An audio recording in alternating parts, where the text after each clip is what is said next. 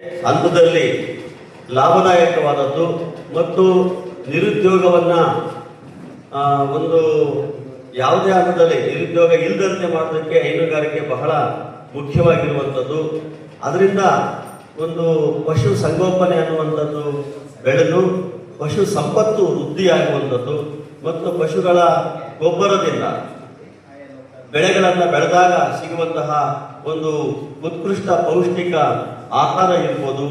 ಇದ್ರ ಜೊತೆಗೆ ನಮ್ಮ ಸರ್ಕಾರದ ಮಟ್ಟದಲ್ಲಿ ಈ ಒಂದು ನಂದಿನಿ ಉತ್ಪನ್ನ ಏನಿದೆ ಇದು ಬಹಳ ಪ್ರತಿಷ್ಠಿತವಾಗಿರ್ತಕ್ಕಂತಹ ಒಂದು ಉದ್ಯಮವಾಗಿ ಬೆಳೆದು ಇವತ್ತು ನಮ್ಮ ರಾಜ್ಯ, ದೇಶ ಮತ್ತು ವಿಶ್ವದಾದ್ಯಂತ ತುಂಬ ಉದ್ದಿಮೆಯಾಗಿ ಇದು ಪರಿವರ್ತನೆಗೊಂಡು ಇವತ್ತು ಸಾವಿರಾರು ಜನರಿಗೆ ಲಕ್ಷಾಂತರ ರೈತರು ಹಸುಗಳನ್ನು ಸಾಕಿ ತನ್ಮೂಲಕ ಹಾಲನ್ನು ಉತ್ಪಾದನೆ ಮಾಡಿ ಅವರ ಜೀವನವನ್ನು ಸ್ವಾವಲಂಬಿಗಳಾಗಿ ರೂಪಿಸಿಕೊಂಡಿರುವಂಥದ್ದನ್ನು ಸಹ ನಾವು ಗಮನಿಸ್ತಿದ್ದೇವೆ.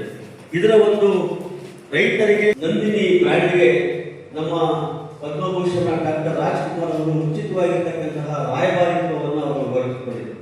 ನಮಗೆಲ್ಲ ಗೊತ್ತಿದೆ ಅಂದ್ಕೊಂಡಿದ್ದೀವಿ. ಅವರು ಆದ ಮೇಲೆ ಕರ್ನಾಟಕ ರತ್ನ ಪುನೀತ್ ರಾಜ್ಕುಮಾರ್ ಅವರು ಸಹ ಇದಕ್ಕೆ